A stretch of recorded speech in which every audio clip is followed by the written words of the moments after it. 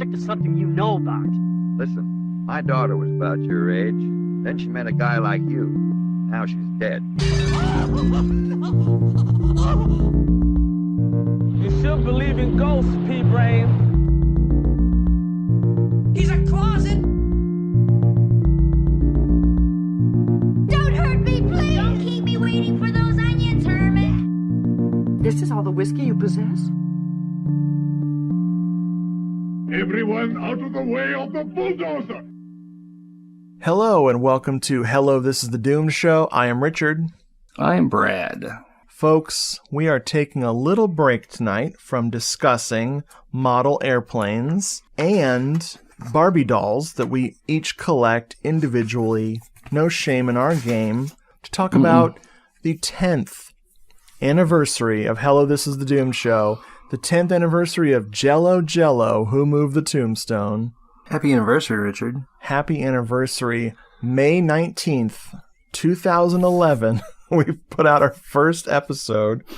Oh my god. What the fuck? What the fuck? What the fuck? What the fuck? You still there? I'm calling you back. I don't know, man. Dude, I wasn't touching anything. I was not touching my phone. My phone just keeps hanging up on you. That is so weird. I've never had that.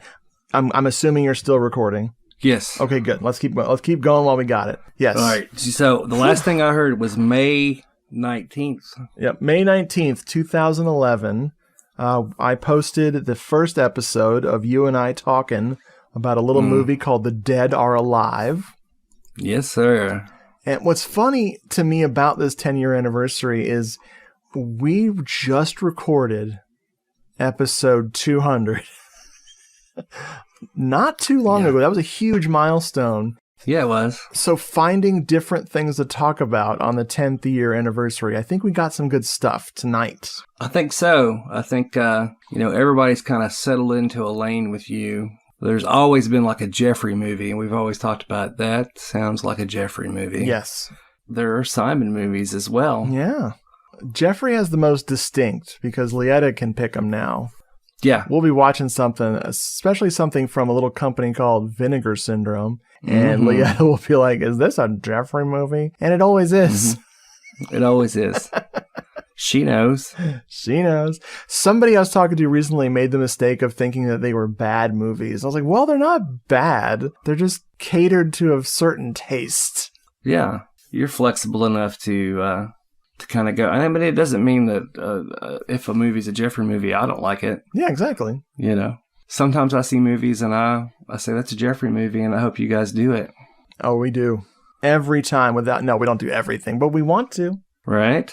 In order to get this partly started, I was thinking of doing a little thank you to the listeners first. Okay. Because, you and I started this thing when nobody was listening. Mm-hmm. And, there are a few people out there who they're listening to us from episode 1, which is terrifying to imagine. Hopefully they can't remember back that far. I know we can't thank everybody, but I have a few people just off the top of my head here who have been diggity down forever. We're going to talk, of course, about our pal Ted. Mm-hmm. Our pal Ted is awesome. Ted Rossum, you're awesome. Mm-hmm. I mean, it's perfect. Our pal Mark, who, he'd been a long-time listener, and then he became a full-time contributor to the show and frickin' many emails. Very nice guy.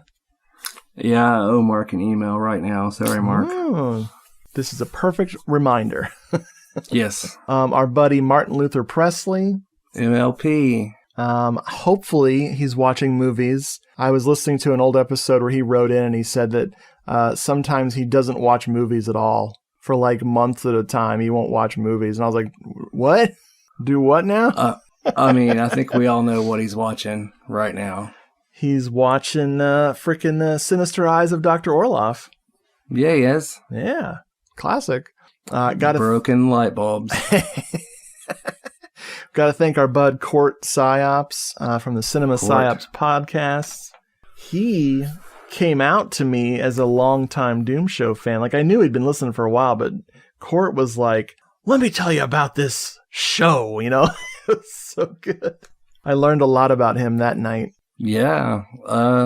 Court was very kind to have me on his podcast a time or two. Yeah. That was very I enjoyed fun. it. Him and Matt, Court's a solid dude. Him and Matt rocking it over at Cinema Psyops. Matt doesn't like me. Matt likes everybody. No, I don't think so.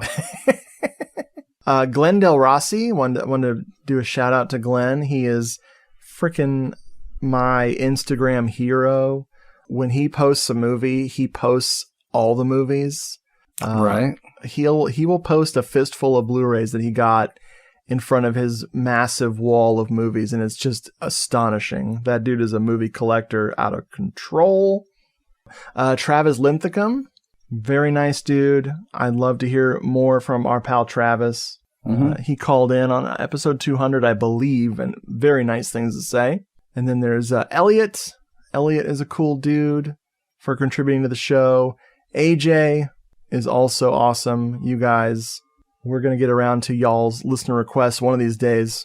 It's going to happen. It's picking the right person to talk to about a specific movie. So there's always a lot of shuffling going on. Right. Also, filmmakers who have appeared on the Doom Show recently, Matt Farley and Charles Roxburgh, are apparently super fans of the Doom Show, so that's why I had to bring them both on. Man, I was thinking about Matt Farley today and how much I love him. He's so great. That's almost every day, but he did long-time listeners might remember that he did I purchased a song that he wrote for my brother's birthday. Oh, it's been 5 years ago, probably. Oh my God, that song is so good. So good. Of course, he wrote our theme, which we don't currently use, but dude, sometimes I'll drop it in today. Sometimes I just throw it in my YouTube machine and find where you've posted it and just listen to it, and it's like a bag of chips. You cannot listen just once. You cannot. I listened to it like 6 times. It's so good. It's so good. I tell Elizabeth, I said, when he sings Brad, he's talking about me. And I say, when he talks about the death of the old salesman, he's talking about me. Which is so funny. Like, I can't even pinpoint the episode where the joke, the death of the old salesman, happened. Like, it just got stuck so in rotation of jokes, and I don't even remember. And David Assassino, or as I like to call him, David Ban Me. Oh my God. Assassino. Dude, David Person, the one and only. I asked you the other day, like, whatever happened to David Person? And you're like, that's David Assassino. I'm like, oh, okay, I got you. No, he inspires me. He and I talk music all the time. He has fantastic taste in music, and he's just one of the cool kids that I don't know how the hell he talks to me. Like, him, when he watches movies, he posts screenshots from them. They always inspire me to dig up something. He watches stuff on VHS. Like, he wanted to find like the Spanish language VHS, maybe like just for example, The Fog. Like, he'll find like the Spanish tape of The Fog and watch that. Because he's bilingual and he'll like freaking know what they're saying, and he'll find those really obscure Spanish horror movies and do those. But his love of capturing that enigmatic weirdness of all these old films that we love, like he's a pretty cool dude. Can't say enough great things about David. I don't hear from him very often since I quit the Facebook, but yeah, he's a long-time listener. He's sent me some very cool stuff. Yeah, he sent me some records. Sent me a big bunch of records one time. I was like, sent me a record. I love it. We both love the Jangle Pop. So yes. The big Jangle Pop fan. Oh my God. Very cool dude. I remember he thought I was stupid because I thought his name was David Person. Well, and he's like, that's not even a weird last name. No, there's people with the last name Person. I mean, I know his name's not Assassino, but Person could have been real. Yep. I know his real name. Oh. That's top secret information, my friend. It is. It's not David Person. But he's a great dude. Our pal Paul Chandler, he is the Shy Yeti, the Shy Life podcast. Super nice guy. His podcast is, I think he's up to episode 400 or something crazy like that. Dang. He's a journeyman podcaster. I don't even know how he does it, but he's great. You got some people you want to thank on your listener list, buddy? I do. David Ladd. Oh, yeah. A long-time listener, good friend of mine. Wonderful. Him and his wife have actually started a podcast. You should check it out if you haven't. The Movie Clinic podcast. Like you mentioned, Ted, I talk to him all the time. Lanny and Beth, my cousin and cousin-in-law. Oh, yes. They have been known to go to another state and listen to us on the way there or back or both. Nice. That's pretty much my list. I haven't talked to David Ladd in a while. I need to do that. Should do it. And some of the longtime listeners we're going to mention later because they ended up showing up on the show. Right. Okay, here is the part of the show where I realize I forgot a lot of people. So here's me, months later, adding some other people to our thank you list. Jamie and Brian Simmons, you guys are amazing. Jamie's always been a huge fan of The Doom Show, and she's a wonderful podcaster and a wonderful all-around great person. And Brian is amazing. Brian Simmons, look for his Cthulhu books. He edited a collection of Cthulhu stories. He's amazing. Shrub of goblinhouse.com. He's always been an awesome dude. Been talking to him for many years. And I think he might listen to the show against his better judgment. Of course, there is good old Paige and Jeff. You guys are awesome. Jeff is the amazing guy who sold me his Screams of a Winter Night Blu-ray at a very reasonable price because I didn't want to pay the Banana Man. Derek, our pal Derek Bourgeois, D. Bougie. Derek is a great guy, wonderful podcaster, and I like him. Oh, man, and if I forgot anybody else, I'm sorry. I knew going into this was going to be a terrible idea, that we'd forget people no matter what we did. So insert your name here because you're awesome, listener. So here's the work I put into this episode. Brad, are you ready for this scintillating question? Yes. How many hours of The Doom Show are there? How many hours of podcasting have we done over the years? So we're, not far over 200 episodes. Yep. So you figure on average an hour a piece, which some are much longer. Yep. I think there might have been like a 48-minute episode here and there. Yeah, there's a few short ones. Yeah, so I'm going to guess 280. Ooh, that's a good guess, but you have missed the mark. Ugh. At the time of this recording, out of 225 episodes, there is 314 hours of Hello, This is the Doom Show. That's longer than a 40-hour work week. Wow. 314 hours. Well, I wasn't that far No, off. you did good. You did really good. I was under. I did not think about it. I waited until you asked me. Nice. I was way over. I figured we were hitting 400, but no, that's a goal.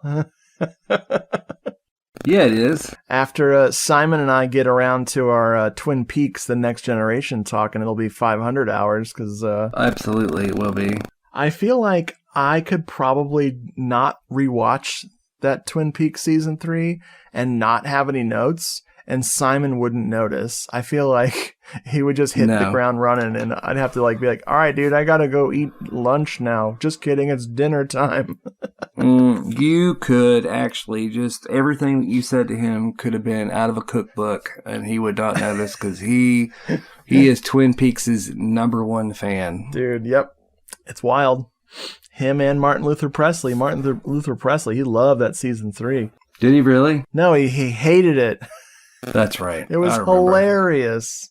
And I was like, maybe I shouldn't be on the internet.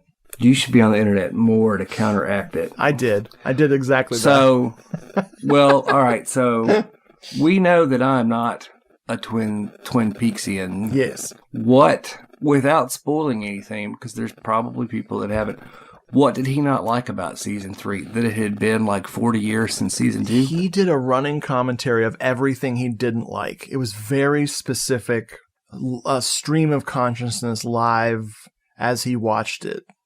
Comments. And it was the heat of the moment, it was, as Asia would say. It was hilarious.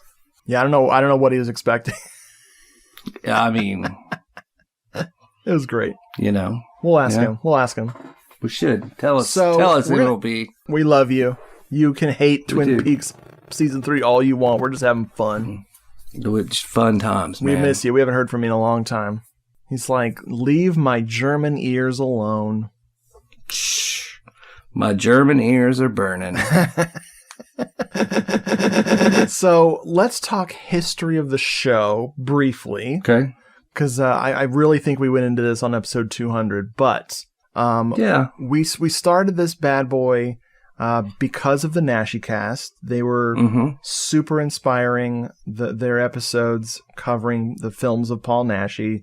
Very thorough, scene by scene, which is how you and I just assume that's how you're supposed to do movie podcasts because of them. Yeah, and that's the way we did it for a long time. Yes, especially with Murder Mansion. Murder Mansion. Yep, we Murder Mansioned the episode on Murder Mansion. That's why it's been murdered. That's right, and mansioned. And we started to hit our stride. It took us a while to get out of the a new episode every 4 months kind of a thing. Right. But then you had commitments at work that you could not get out of under any circumstances. So we pulled in some irregular Joes. Nafa, our buddy Nafa, our dearly departed friend, absolutely. I believe he was one of the first regulars because you and I had just started doing our Rob Zombie series. Mm-hmm. And I really was like, oh, dude, that's going to mess up our thing. And I was like, Nafa loves those movies. And you're like, well, have Nafa on the show. And so we did that. And Nafa and I started with Rob Zombie's Halloween 2. And then we did everything after that. Devil's Rejects. We went and we did House of a Thousand Corpses and stuff. You talked about us 3 doing yes, The Lords of Salem. Yep. And you talked about that for like a year, and because I'm the master of procrastination, we never did, and of course it was too late. Yep, and we never got around to it. We still haven't done it, but you know what? No. Yeah, we'll get around to it. It's not never going to happen. I think about when I think about Nafa in the show, I think about Karate Pete. Oh yeah, my God. Yes, Nafa was a larger than life character. Very close friend of mine, and he passed away very young at 47, which is just ridiculous. And it was pretty crazy for me and for his family and for people who loved him. And he left behind a lot of music and luckily a lot of podcast episodes. Mm-hmm. So if you go through the archives, like I just after 4 years of keeping it as the first movie in the feed, I had, or the oldest movie in the feed, I had him and me talking about Death Warmed Up, very aptly titled for his final episode. Wow. I had that up for 4 years. And I finally was like, you know what? We're good. I can let this one slide into the old archives.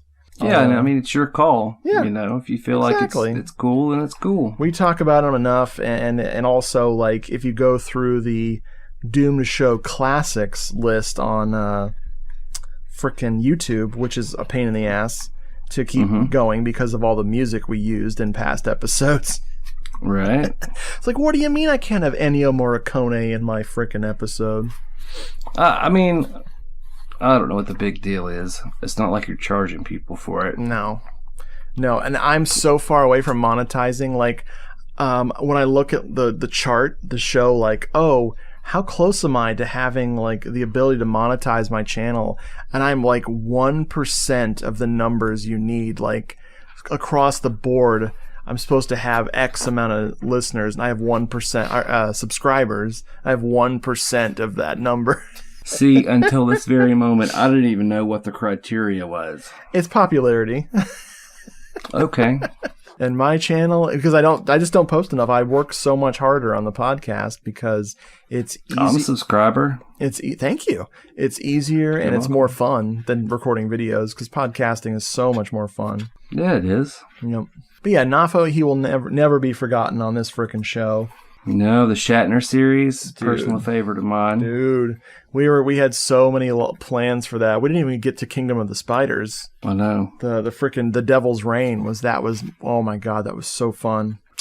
I got that Blu-ray and I've still not watched it. I've seen the film, but I bought the Blu-ray and I still haven't. I need to get around to that. I asked someone the other day, I said, who is the greatest living Canadian? And they said, William Shatner. And I said, you've heard me say this before. It's true. It's true. I called him America's treasure. And Nava's like, absolutely. Nava's like, he's Canadian. I'm like, he's Canada's treasure. Yeah, he's space's treasure. After Nafa joined, we had a man who came in just to talk about a movie or two. And then he never left. That was Jeffrey. Still here. Yep. Still going strong. Jeffrey, his first episode was The House of the Laughing Windows. And he and I barely knew each other at all. So it's a nice, awkward episode. And because of my old techniques of recording, it sounds like hot garbage. But, it was a first. So it was fun. And real quick, we figured out the Jeffrey formula, which is... He and I will probably always go scene by scene with what we talk about because his speciality is picking apart those moments that you can't explain. You need to talk about them. And in order for that scene to make sense, you have to talk about the scenes before and after it. So it's very obnoxious. It's a lot of work, but it's always worth it for films like one of my favorite films of all time, Nightmare Weekend. Right. My recent rewatch of Nightmare Weekend just proved to me that it's in my top 5 favorite horror movies. It has everything. It's grotesque, it's stupid, and it's hilarious, tacky. Oh man. So yeah, what else can I say about Jeffrey? He is a book collector, dude. What the hell? See, I don't talk to Jeffrey very often at all, and it's because he's very busy. Oh, he's very, very important. Busy, yes. And he's very busy, and he's very important. But when I do talk to Jeffrey, it's about books. It's not movies. Exactly. He's collecting horror novels, and he's collecting young adult horror novels, and like obscure science fiction novel. He's collecting everything, and the weirder the cover, the older the cover, the oldest version he can find, he buys it, and he just goes crazy. And I thought he lived in an apartment, and now I think he lives in a library. Yeah, no kidding. He bought some John Dixon Carr books, and we talked about those. Yeah. And I always consult him on what Valancourt is releasing. Yep. The horror. Very wise. Yeah. And Elizabeth enjoys his Instagram posts because it's a lot of books, and we own a lot of books. I think he owns more than we do. Yeah. He is crazy. I love it.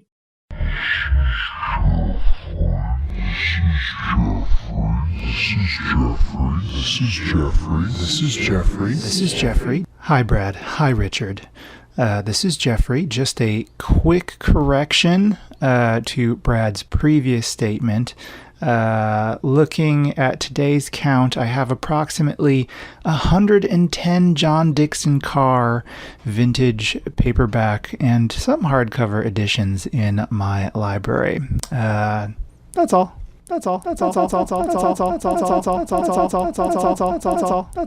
And then along came a Simon. Simon's a long-time listener to the show. Jeffrey was a long-time listener to the show, too. But Simon, we'd known for many years.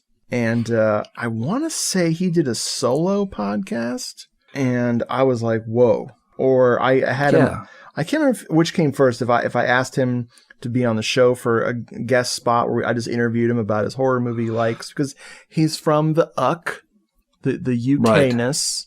Right. I think you kind of interviewed him the first time, Exactly. I think. Exactly. Yeah. I wanted to get his perspective on horror fandom, and we talked. And then next thing you know, he's a regular on the show.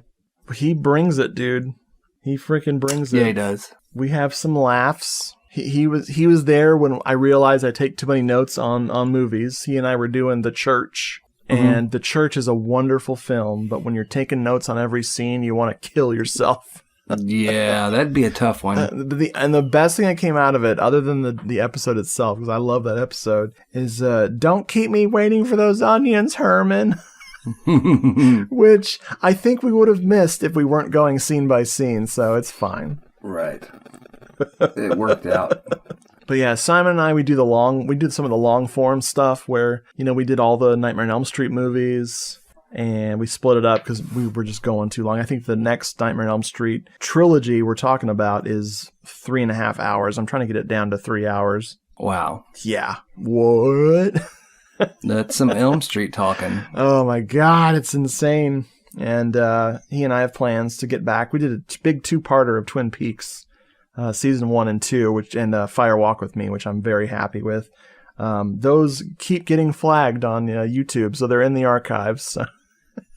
Wow. And then I got married after all this? No, I'd been married this whole time. The entire time. The entire time this was happening. Liette and I, my wife, got married in, 2005, in case she's listening. And she kept hearing us talking, and eventually she got on the show. Yes, she did. And Liette and I are hilarious because we both enjoy talking, obviously, me more than her. And we keep talking about all these episodes, and it's just a matter of not watching Iron Man 3 again. Mm-hmm. All we have to do is not watch Thor Ragnarok, and we could record an episode. We keep going through all of the MCU movies over and over again instead of doing something more productive. Right. I don't blame you. No, I don't blame myself either. Those movies are freaking addictive. Yeah, they are. That's the plan, Colonel. I gotta put her in the water. We're doing that right now, actually. Tony! You guys look like two seals fighting over a grape. Yeah, I can quote these movies forever. I just love all these movies. Yeah, you do. I do too. So yeah, Lietta brings it. She loves witch movies, so we started a little witch series, and we're going to try to get back to those and just talk about witch movies. Lietta is a unicorn. She does not exist. She is a real woman. Yeah, her interests are parallel with mine, but very different from mine. Uh-huh. And I think that's the thing. Like, we got to find somebody who, if they're into everything you're into, that's great. But if they're not, as long as they're open-minded about what you do and don't harsh on your buzz while you're enjoying what you enjoy, and you do the same for them, you should be good to go. Yeah.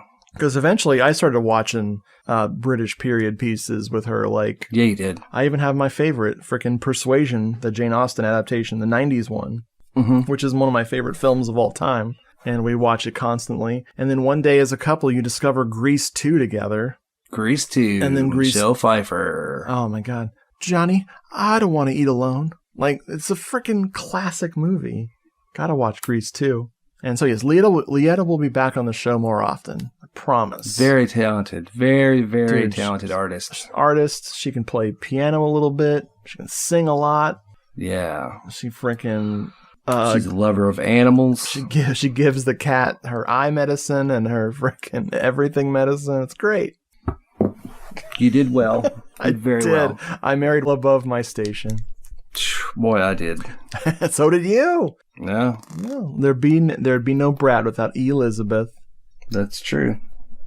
But there was a connection to Lietta from many a year ago. Is her mother, my mother-in-law, Margie. She was a patron of Hello, This is the Doom Show. Mm-hmm.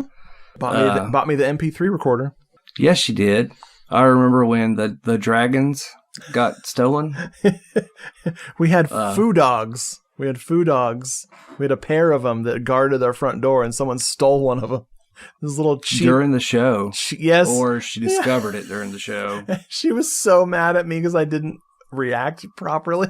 Right. Because I was supposed to get up and go run around and look for it. But I'm like, dude, we live in not a bad neighborhood, but we live in a shitty neighborhood. So you're never going to see that thing again. No, they're gone. She would send, like, you would send us a box and there would be stuff in it from Margie. Yep. Homemade washcloths, dish rags. Yep, always. We've got some Christmas stuff that she sent us that we proudly put up every year just a lovely lady, and it was just very sad. Sad for Leetta, sad for you. But yeah, I mean, anytime we have one of these anniversary or, special episodes, we always want to mention Margie. Yeah, she was a hell of a lady. She was smart as a whip. She had a book collection that was as big or bigger than Leetta's and mine. She had crazy books, crazy interests. She did modeling at one point. We found her modeling photos the other day where she was going for the magazines and stuff like that. Lovely. She's a lovely lady. She could get all classed up and dolled up. It was incredible. It's incredible. Mm-hmm. She was really funny when she would interrupt the show, and when she was dealing with some health issues, and she wasn't always all there. So one day she just walked in and just launched into this diatribe, and I'm staring at her, and the microphone is on. I've got you on the phone, and we're just sitting there looking at. I'm like, I just imagined you were there with me, looking at her like, where is this going? And it was hilarious. Yeah. Oh my God, it was so funny. We should have had her on the show as a freaking co-host. Boy, we should have. It's a missed opportunity. But speaking of co-hosts, I'm going to start with some freaking one-shot funsters, as I call them. Some people that guest starred on the show just one time.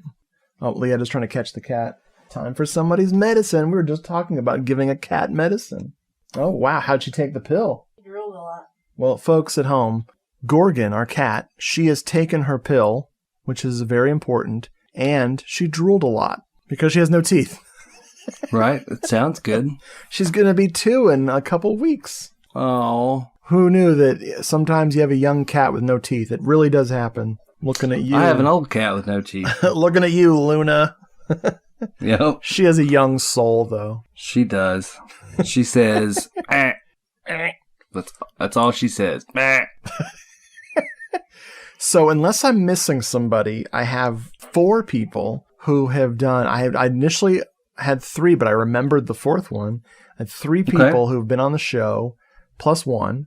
Freaking Jose, our buddy Jose Cruz. Yes, sir. He had his own podcast for a little while, and I told him to stop. I said, "You can't have a podcast too, mister." Yeah. No, he stopped on his own. In fact, one of the episodes that I appeared on of his show was lost forever. It was his computer died. His computer died, and he lost multiple episodes. Very sad. Terrible. Jose's a wonderful guy, very talented writer, just awesome. I know Jose very, very slightly. I got to meet him in person. He's a Florida boy. Ooh. Yeah, he brought me some Florida movies. Boy. We went to a place called Chronic Tacos, and I was like, Chronic Tacos! But yeah, we had fun. He's a really cool guy. He wanted to go to Grindhouse Video, so we, he did. Pre-pandemic, we hopped in the car and went over there and had a blast. I'm sure. And another dude on the show, a friend of mine, Eric Grubbs. Eric and I knew each other on an old message board a long time ago that had nothing to do with movies at all. We were talking music and Russian satellite plans. No, just music. But Eric is a drummer and I believe a bass player as well. And he's a very talented writer. He wrote a book. You know a lot of drummers. Have you noticed that? Dude, I'm a terrible guitar player. I'm a terrible guitar player. What do we do? You are not. What do? We collect drummers, and we use them for their talents until they get sick of us. Rely on the drummers, Richard. But Eric wrote a book called Post, and he wrote about post-hardcore and emo bands. I believe you can still get Post, and I think he might be working on the sequel to that book. Which is Post? It'll be Double Post. It'll be the it's called Gerald's Game, where he gets tied to a bedpost. That's funny. That came out of nowhere. Good on you. Thank you. Eric writes a lot of music articles. He's just a super cool dude. Next up was Craig of Uncommon Interests podcast. Craig, I haven't talked to him in a while, but he and I interact on Twitter still. Mm-hmm. But he and I forgot to talk about the episode with Eric. Holy shit. Eric and I recorded an episode. We're going to do Black Christmas. We had a very limited window to get the episode recorded before it was too late for it to come out by Christmas. And my Skype went down so bad. This is back when all you had to do was restart your computer. And it was right before you That was that's like the IT joke. Did you try restarting? Mm-hmm. So Right. I didn't know. All I had to do was restart. We would have been fine. Bless you. I was short. Bless her. I was missing an update. And that's all I did was get that update and we would have been fine. But sure enough, Eric ended up recording me on his end with me on speakerphone. So I became speakerphone Brad. Mm. And I tried to record just me on my side, and it did not work out at all. Like, I could not sync it up. Something happened. So we just ran the Black Christmas episode as is, and it's terrible. It's the only time where I've sounded like I was a million miles away. It was ridiculous. Luckily, I taught you how to make the best of speakerphone. Yes. By upgrading into an MP3 recorder. Right. Yeah. And then Craig and I talked about that Giallo, the 60s Giallo, Naked You Die. And that was a good time had by all. But yeah, the one I forgot is one of my favorite people on the planet because he's so ripped. That is Death Rattle Aaron. Oh, Death Rattle Aaron. Yes, he came on and talked about one of my favorite horror movies of all time. We talked about Baby Blood. Baby Blood, yeah. Yes. I love that episode. I love making him laugh. He kind of retired from podcasting. I'm always hoping that Death Rattle Aaron will come back. I'm hoping Death Rattle Aaron will come back to writing about movies. I always enjoyed his reviews on his old blog, but he is now I like Aaron. ripped. This dude, his Instagram is him at the gym ripping freaking muscles. It's redonkulous. Wow. He could tear us in half from Hawaii. He could kill us all the way from Hawaii. It's a solid guy, Aaron. Yeah. Literally and figuratively. Do you ever hear from him? We don't chit chat much, but he and I will interact on Instagram a little bit. Not enough. Definitely not enough. Right. But yeah, those are the people that came on. So now we have a recurring character, a person who is not a regular, but certainly has shown up more than once, and that's good old Christian. Heck yeah, Christian. Christian and Jacob, we're doing a podcast there, and then Jacob wanted to go and become a teacher and write books, so that's what he did. And Christian had a podcast go on, a solo thing for a little while. Uh-huh. And then he just shows up on the Doom Show once in a while to shoot the Schmidt. Yeah, he's from the town that rhymes with fun. Mm-hmm. Regina. In Canada. Yeah, he's a bona fide Canadian. He is. He's very friendly. I've got a picture of a Canadian Mountie that looks a lot like Christian. You can't convince me it's not him. Well, I wouldn't try. I met Christian. I got to meet him and his wife, Courtney, and their buddies. We went to a theme park. Speaking of Busch Gardens? We went to, we met him in Orlando. We did Epcot, and then we did, Adventure Island? Something. Whichever one has the Harry Potter stuff. Universal Harry Potter Land. There you go. Nailed it. Potterville. Maybe. Yeah. I don't remember. I was there. But we had a good time. He tricked me into going onto that mummy roller coaster. Oh. He's like, it's not that bad. Christian. It's not that bad. No, it's great. I'm like, all right. I should have known. It was terrifying, but I had a good time. Well, good. And I lived to tell the tale barely. Some more irregular boys. Scott McDonald of EuroCultAV.com has been on the show quite a few times. God bless Scott McDonald. He always picks unusual stuff for us to talk about. He and I have a lost episode. I don't recall off the top of my head. Delicatessen. Oh. I recorded it with the Skype recorder, and we forgot to take breaks. And I haven't run into this as much lately, but when I first started using Skype recorders and not having the person record on their end, it would go out of sync. Like one or the other person, it would blip, and it would the audio would just be completely off for the rest of the thing. And unless you were really willing to pick apart every single sentence by each individual person and put them back where they belong, you're not going to have that episode. And that's exactly what happened with Delicatessen. That's bullshit. Man. Oh, yeah, it was bullshit. And we've lost some segments before, but yeah, and we've lost a few episodes in the past, but this was also like one of those, it was a complete loss. But yeah, Scott's been back on a few times, always brings the energy, always picks something weird. We talked about frickin' Gotcha last time. That was insane. I love me some Scott McDonald, I'm going to be honest. Well, yeah, he's a great guy. Wonderful guy. Yeah, he is. Folks, EuroCultAV.com. Go check it out. Man, he's revamped it, and it looks tremendous. And it's easier for people who write for it. So if you write for it's just posting a blog and you're done. It's great. I have not written for the new Eurocult AV, but I am biding my time. Dude, petition to have yourself back. I'm going to start a petition. Another person who's become a regular person who regularly shows up is frickin' Tyler. Old Tyler. Tyler had a show. I'm hoping he's going to bring it back someday. Called, oh my God, it just flew out of my head. Apologize to the podcast. Yes, based on the quote from the movie Apologize to the Rice, which was from A Better Tomorrow 2, I believe. He'd been hyping that movie and that scene, and nothing could prepare me for the Apologize to the Rice scene. Tippecanoe and Tyler too. Yes.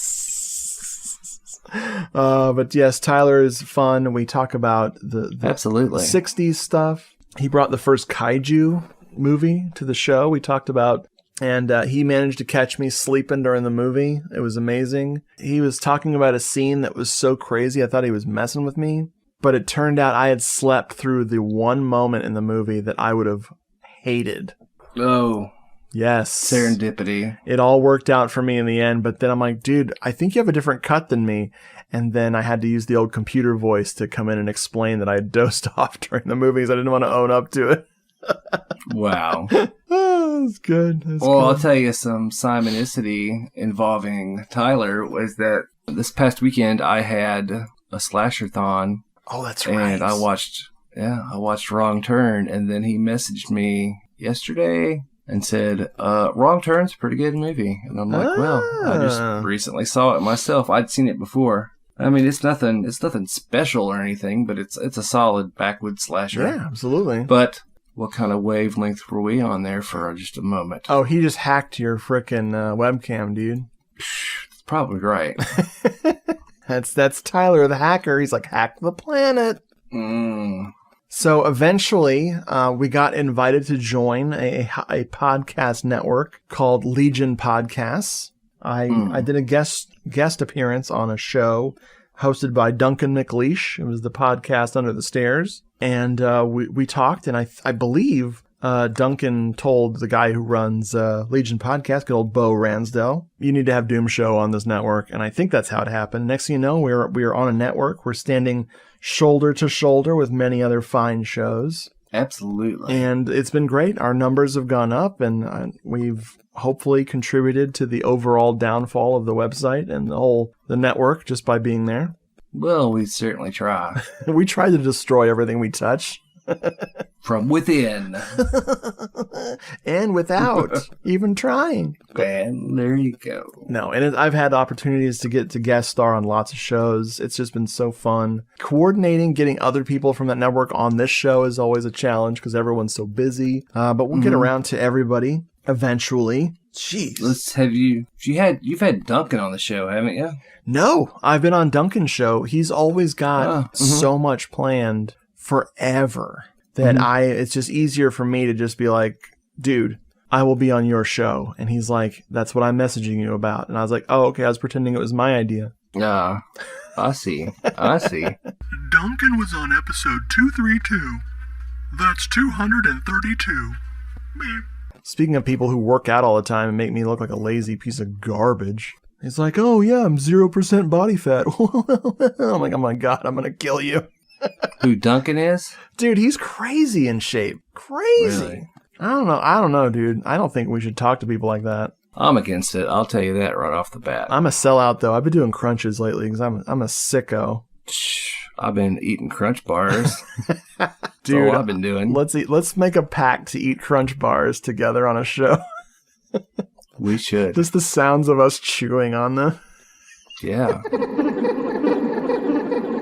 You and I both thought of this topic at the same time separately. We were thinking about talking about movies that we've covered on this show over the years that suddenly magically got Blu-rays. Suddenly. Because we were talking about this shit when it was Bootleg City, population us. Yeah, there. And I want to say with a hint of bitterness, but just slightly. Optimistic bitterness. Optimistic bitterness is our motto. Exactly. Here on Jello, Who Moved the Tombstone?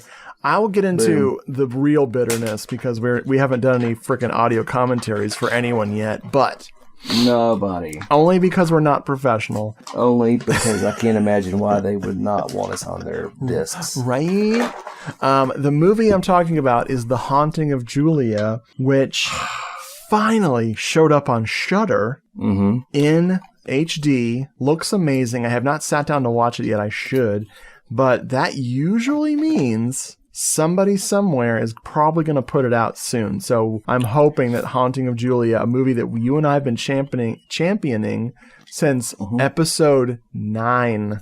Really? Yep. Crazy. Wow. So one of the first films we talked about was Next of Kin. As we made it clear on episode 2, it is not the Patrick Swayze movie Next of Kin. Was that really episode 2? That was episode 2. That got a Blu-ray.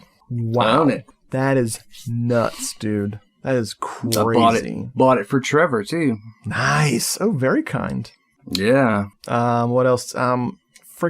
Symptoms has a Blu-ray. And that's episode 6. We talked about this. See, that's the thing. We were into these movies before they were even made, bro. Dude, we planted the seeds. Because a movie doesn't exist until it has a Blu-ray. That's all I'm saying. Well, it's the truth. Episode 7, The Horrible Secret of Dr. Hitchcock. That got a Blu-ray. It did. I believe it's the American cut. It is. It does not. And I have not watched it. Me neither, because we're naughty. But I watched that bootleg so many times. I love that movie. You sent me the bootleg. Oh. That was in the legendary, mythical first set. Yes. Of stuff that you sent. Yes.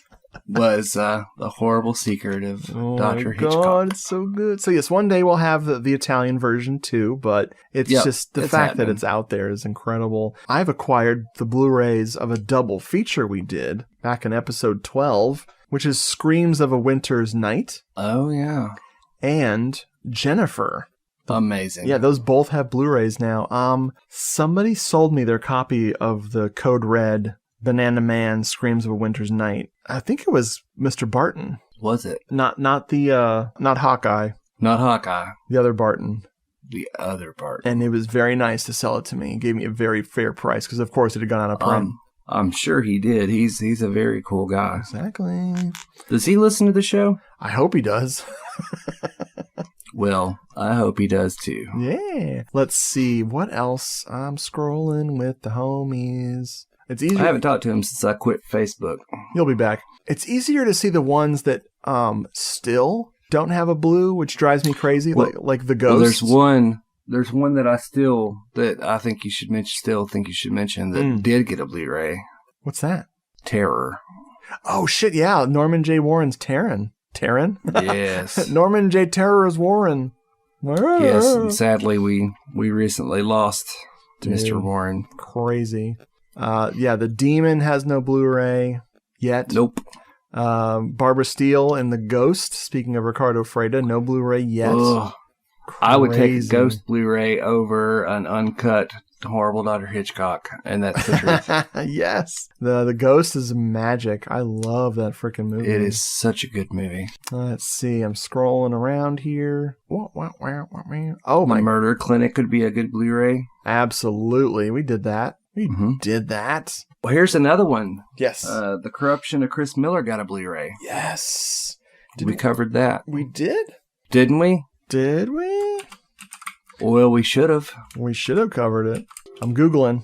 I'm telling you, folks, after 200-something episodes, sometimes you forget. No, I don't think we ever did it. That's sad. We should bump that up. We should. That. People want to hear us talk about that. Yeah, it's a great movie. Tragic Ceremony has no Blu-ray. Ugh. What the hell? Torture Chamber of Dr. Sadism has one coming out, apparently. Yeah, they do. That's your jam right there. Yeah, dude. That's my childhood jam. Yeah, it is. Satan's Blood got a Blu-ray. Did Murder Obsession have a Blu-ray when we did it? Yes. I couldn't remember. You could have knocked me over with a feather when that one got a Blu-ray, and it was from Raro, and it wasn't bad. Wasn't terrible. Raro, which is Raro. Haha! They're at the mercy of the frickin' companies that do the transfers. It sucks. Yeah, it's not ideal. We still don't have a Blu-ray of House with Laughing Windows. Mm-hmm. There is not a single Tomie movie. You and I talked about a Tomie movie. We did. Zero, zilch Blu-rays for 9 movies. Everyone's talking about, hey, where's the box set of that? Because that'd be wonderful. Where is it? Even the bad ones are fun, so get them. We did another double feature. Yeah, we did Curse. Mm-hmm. Pulse. Pulse, a.k.a. Cairo. That got a Blu-ray. Nice. Like, super nice. Yeah, Arrow put out a nice one of that one. Very nice. That was a double feature with Sick Nurses, and nobody did a Sick Nurses Blu-ray. But they should. Jeffrey and I, once upon a time, did Demons 6. De Profundis, a.k.a. The Black Cat. Profundis. By Luigi Cozzi or Luigi Cozy. That got a freaking Blu-ray finally. It's so wonderful. Didn't you and Jeffrey do Spider Labyrinth? No, we've never done Spider Labyrinth. No, I was thinking you guys had. We that should. Needs a Blu-ray. I think that it might be because that one is, I think it's just a very serious film. It takes itself very seriously. That's like, I think the guy wanted to do I think that dude wanted to do like a House with the Laughing Windows, but like a more, grotesque horror version. So it might not be that fun for him and I to talk about, but it's a great movie. Huh. Going through these episodes, just scrolling through them, man, this is one hell of a freaking fun time. We did what we love, dude. Yeah, we did. Oh, fuck. Girls' Night Out, where's that Blu-ray? No Blu-ray. I can't remember. Did Antropophagus have that Blu-ray out when we did it? No, it did not. It does now. I've got the 88 films. Nice. Anthropophagus. Mutant is not on Blu-ray. No. I love Mutant. Yeah, Mutant's dangling in the breeze. I don't think there are any SF Brown Rig Blu-rays, and we are the only show in the world, folks, that was brave enough to cover the films of SF Brown Rig. That is one of my all-time favorite episodes of ours, dude. I love it. It's so funny. Like that is that and the Prom Night Megasode. I have those on repeat all the time. We're amazing. Case of the Bloody Iris, still no Blu-ray. Still no Blu-ray. What the hell, dude? Oh boy. Next month, He Knows You're Alone is coming out on Blu-ray. Man, that is one of my favorite episodes as well. That's where the He's a Closet came from. He's a Closet. That is a great episode, folks. Highly recommend it. We've covered a lot of fun stuff. Yes, it's massive. Lady Frankenstein was our 2-year anniversary. That's right. That's got a Blu-ray. Yeah. Wild. I have not gotten Wedding it yet. Night. I still haven't gotten that Lady Frankenstein one, yeah. Yeah, Devil's Wedding Night got a blue. What? Devil's Wedding Night and Death Smiled at Murder, both on Blu-ray. That was our double feature. 7 Bloodstained Orchids now has a Blu-ray. See, it folks, certainly does. We were doing these for years. The thing is, folks, we've tried over the years to, we'll do our Halloween super shows and we'll do our breakdowns of all the Nightmare on Elm Street movies. One day we're going to do all the Friday the 13th films. But we've tried to do stuff that's outside of the box a little bit. Like all this stuff is like whatever to Euro horror and Giallo people. They're like, yeah, this are all the movies you would cover. But then we throw in some really strange, like we try to do a little Asian horror here and there. I know Asian horror, it's not as, Simon might be the most into it.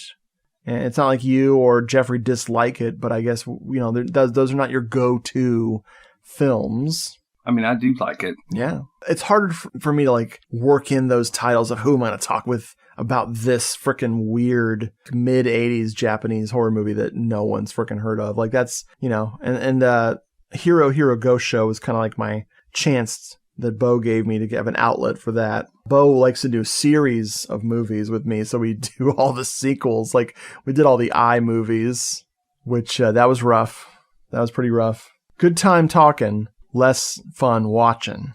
But yeah, I gotcha. We've been all over the map. Thanks to Jeffrey, we talked about a frickin' an Italian comedy where they had a guy who looked like John Travolta. The Face with Two Left Feet. I mean, that's one of the weirdest movies I've ever seen in my life. Bam. Scott brought the gotcha. I think Leanne and I should just do a Grease 2 episode. Get it over with. Dolores, go home! Hello, hello. This is the Doom Show. Richard, Brad, Jeffrey, Naffa. It's the Doom Show. Hello, hello. This is the Doom Show. Slashers, giallo, and horror. It's the Doom Show. The cuckoo clock interrupts the show. Doomed movie-thon. Death of the old salesman. Sweaty Cameron Mitchell. Hello, hello. This is the Doom Show. Richard, Brad, Jeffrey, Naffa. It's the Doom Show. It's the Doomed Show. Doomed Show. We are moving into Brad's questions. This is the Brad question zone. You feel the pressure or the pleasure? You should be feeling both. I'm feeling full. We had corn dogs for dinner. Ooh, I love corn dogs. Yeah, it was nice. Oven? Yep. Yes. We don't well, own. You don't have a microwave. Yeah, we don't do you? own a microwave. We're not from the future. We're in the past, bro. Yes. All right, I've got a few quick hits. Just kind of some fun stuff. Yeah. In episode 100, what names did you and I introduce ourselves as? Oh no. Oh, that's a tough one. Were we doing a radio show bit? Like we were doing like radio DJs or I don't know. You introduced yourself as something and then I just followed it. Oh my god, no, I have no idea. What did I do? What did we do? You introduced yourself as Jake and I introduced myself as Lloyd. Remember when I was creative? Yesterday, a minute ago. Oh, that's great. I'm glad you picked up on that. Yeah. I remember you going, you're listening to The Douche from Parks and Rec. Yes. Ira and the Douche. I remember you dropping So that on funny. me. I'd never seen that. Yeah. Which episode did you play the song Do You Believe in Magic by the Lovin' Spoonful? Oh, frickin' Girls Night Out. Yeah, I figured if you got one of these, that would be it. Because it's in the whole movie. Do you believe in magic, magic, magic, magic? Which episode did you call yourself Tracy Lords? I have no idea. I do these bits and they're gone from my memory. They're gone. That would be episode 89, The Evil. Oh my god. I'm Tracy Lords. I can hear myself saying it in my head, so you know I've listened to that episode a few times. In which episode did I drop the alternate lyrics from Carl Jackson Crawley to Michael Jackson's immortal "Get Up, Make a Poster, Don't stop till you get it up"? I think, was that a Halloween episode?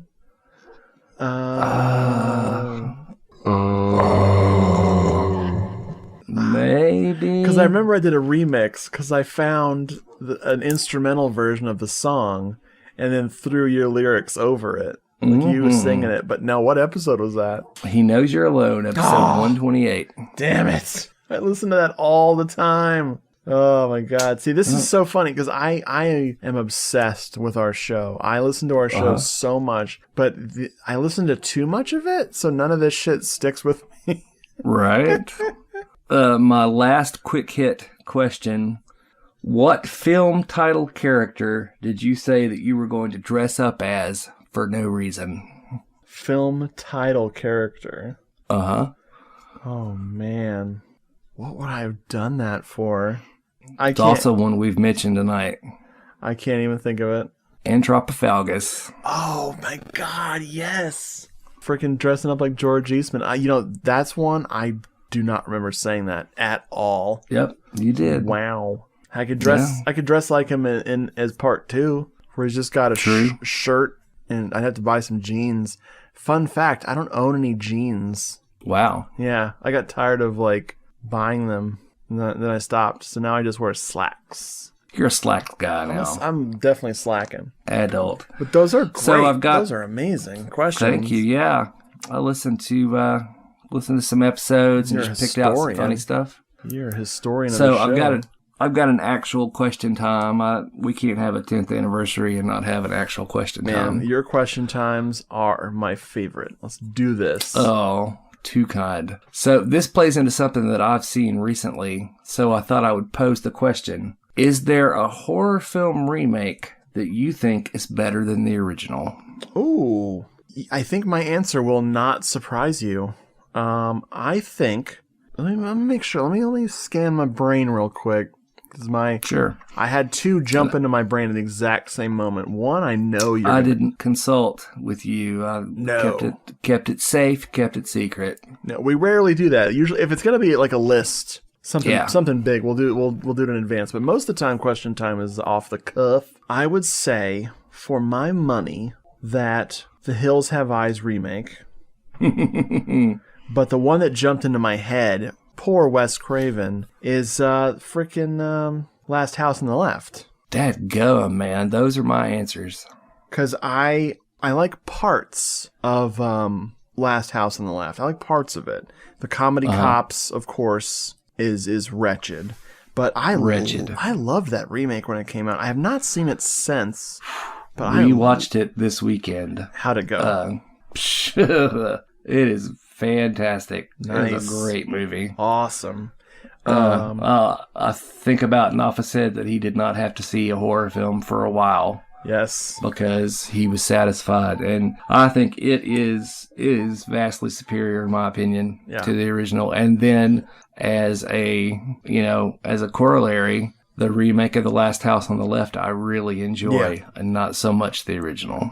Yes, because I watched, thanks to Joe Bob, I revisited some things. I had not seen The Hills Have Eyes for, 20 years. Maybe like 30 years. It had been a really long time. Mm-hmm. And I remember watching and learning about it from that show I saw in the 80s called This Is Horror, or Stephen King's World of Horror. Mm-hmm. And they talked about why Hills Have Eyes was so good. And I rented it and I was like, okay. And I never had any reason to revisit it until Joe Bob hosted it. I did enjoy watching it again, but the remake is just so brutal and so intense. Boy. And it's not corny. No. Yeah, we've talked about remakes a bit on this show. But there's ones like that they did a great job. Like the Evil Dead remake. They did a great job with that.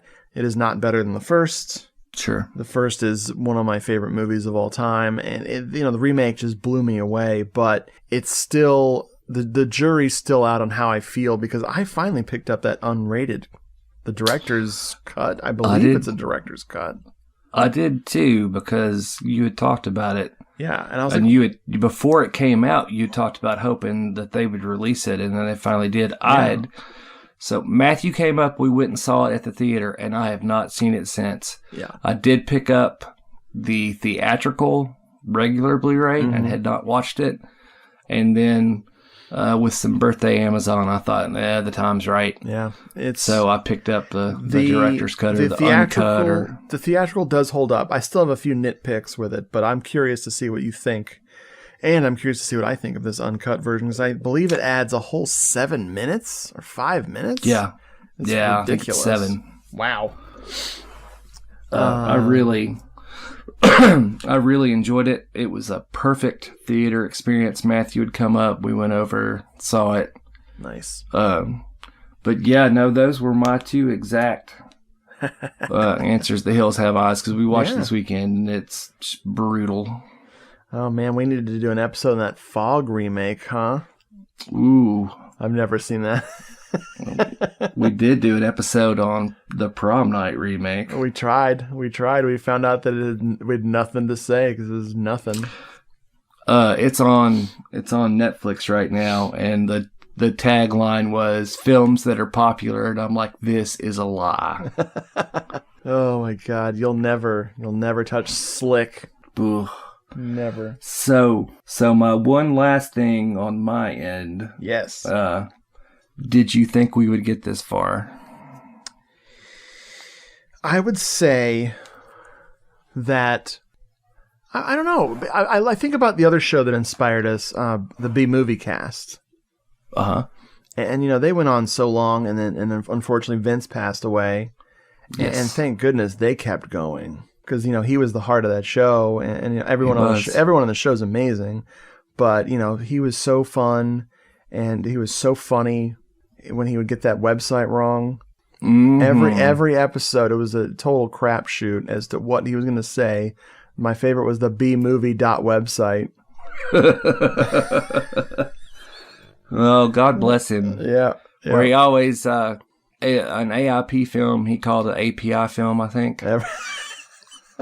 Such a nice guy. Totally. I tried to imagine us getting to like episode 200. I never thought of how much time was passing, because it never seemed like the time was passing quickly. It always seemed like we were getting to the crazy number of episodes. But I think you hit on a point there. Like, based on how many hours we were doing on the Fulci Yellow films, where that's a solid 2.5, 3 hour block. I think I saw an ending to the show in that regard. It wasn't until we started to loosen it up a little bit and get a little shorter, put out some just goof off episodes.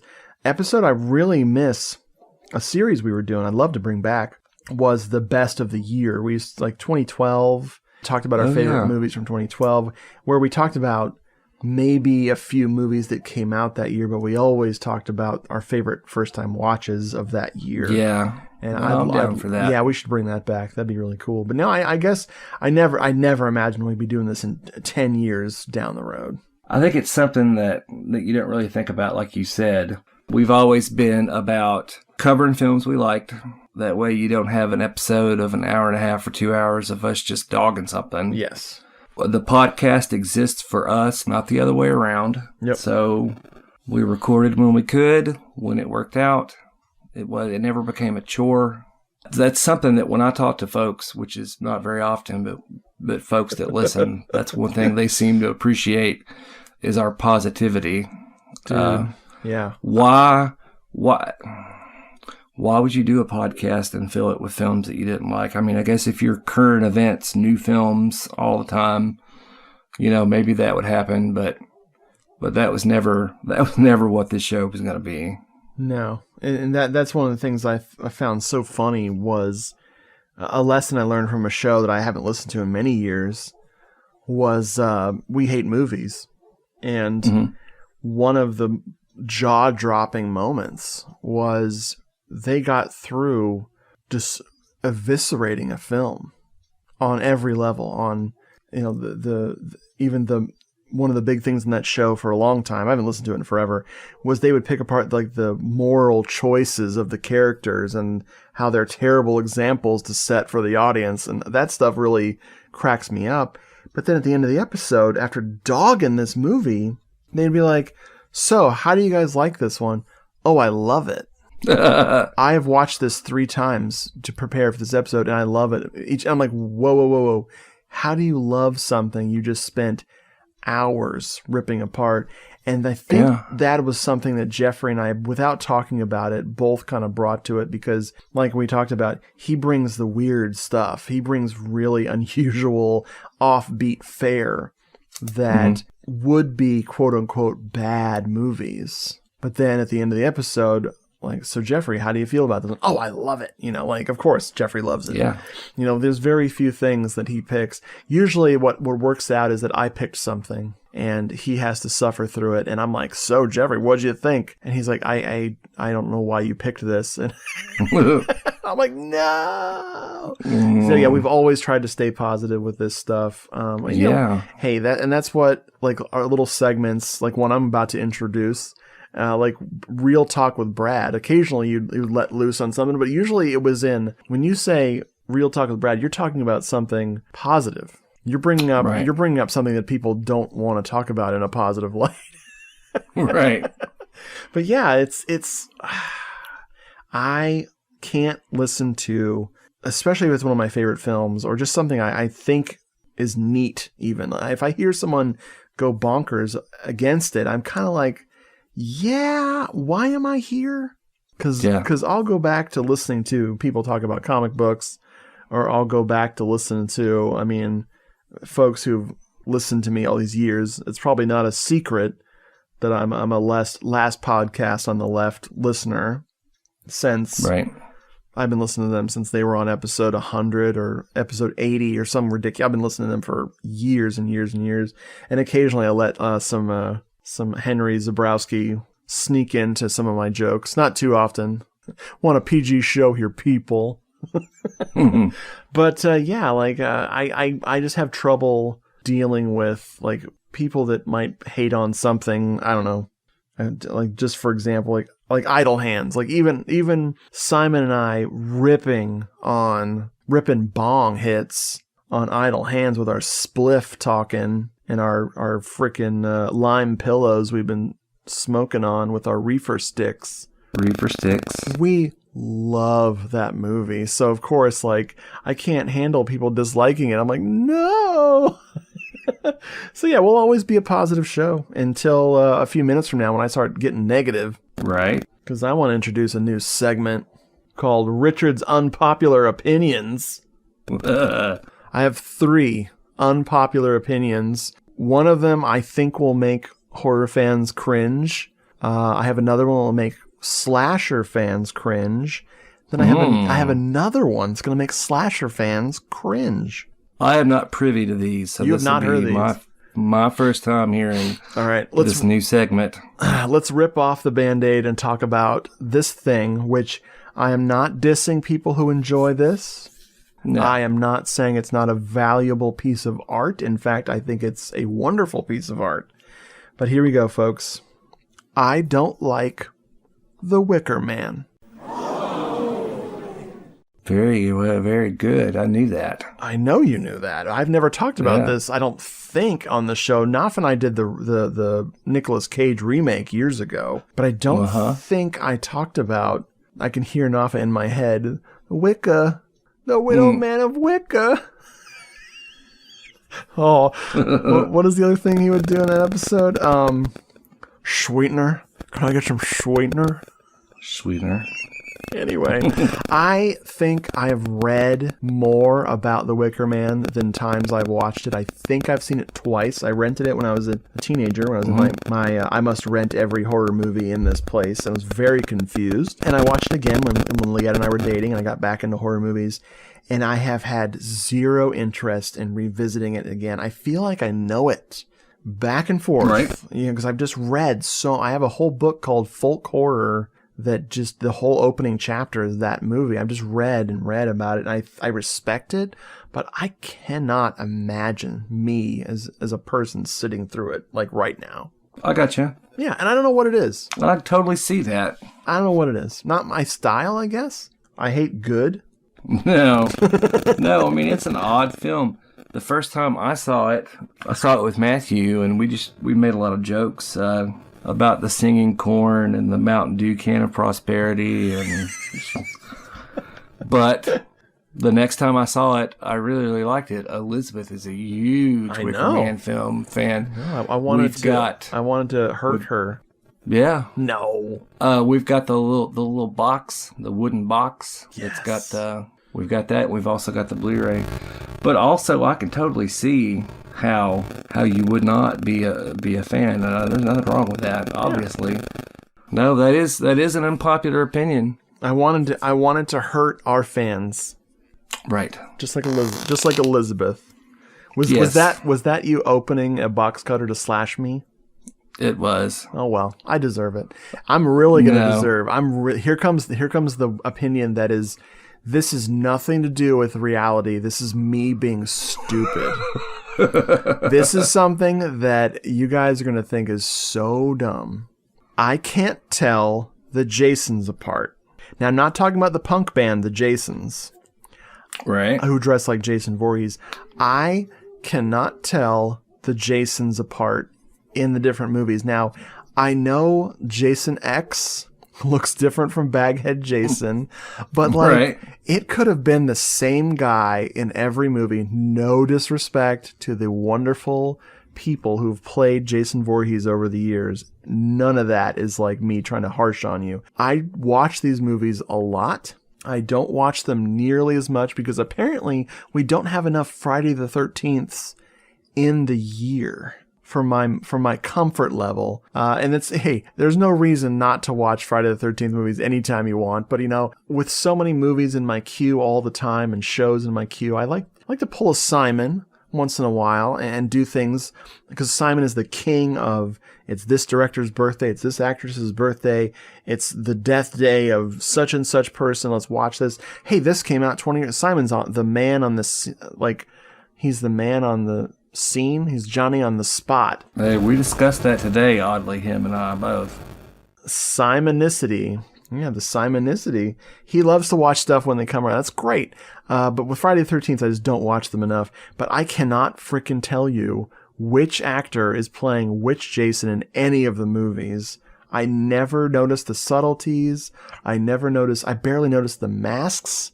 I remember talking with you about the Michael Myers masks and being like, why are they different? And you're like, oh my God, dude, are you joking? I just don't notice. Like, it's just weird, this weird thing I have where I'm like, oh, which one's Kane Hodder? You know, like, Yeah.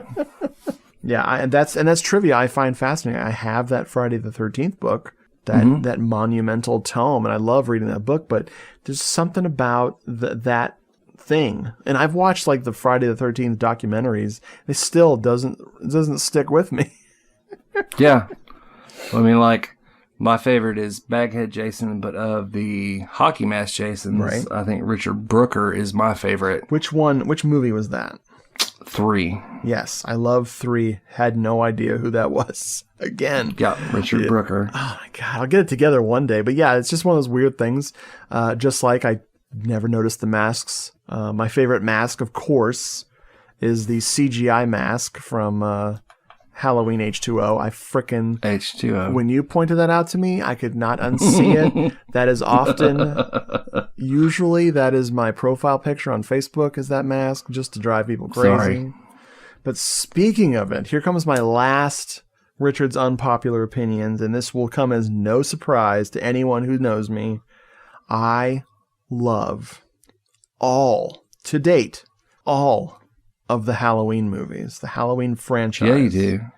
There is not a bad film in the entire Halloween franchise. The only one I'm not enjoying like a lot, I enjoy it when I watch it, but I don't get it out as often, is the brand new one. It's 2018, H40. I am excited about the next one, and I have already watched H40 like 5 times. But compare that to how many times I've seen Halloween Resurrection, and it's just no comparison. I love Halloween Resurrection. I love Rob Zombie's Halloween. Yeah, you do. I don't watch that one. That one ranks around H40 for me. I watch those two the least. But Rob Zombie's Halloween 2 in my top 5 favorite horror films of all time. I want to crawl inside that movie and die. I love it so much. I love Halloween 2, the real Halloween 2, the OG. I love freaking Halloween 4 and 5. And this opinion has evolved over the years. I recorded a movie-thon where I watched all the Halloween movies from dawn until, the next dawn, And I had all these candy-ass opinions about how I hated part 5 and all this, and part 6 sucked, and all this stupid shit. And now I'm like, nope, they're all great. And that joy you get from watching movies too many times, plus being able to accept all universes, is a big thing with Halloween for me. Yes. I accept all the timelines equally and love them equally. I accept Rob Zombie's freaking redneckery. I accept H40's revisionist retcon bullshit with Jamie's not the sister anymore. Which I think that's what they...